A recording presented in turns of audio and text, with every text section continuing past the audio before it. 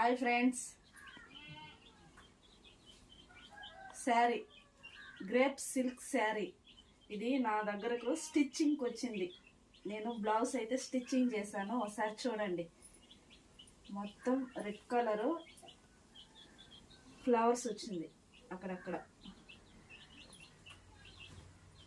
Grape silk sari, red colour sari ఇదైతే నా దగ్గరకు స్టిచ్చింగ్కి అయితే వచ్చింది.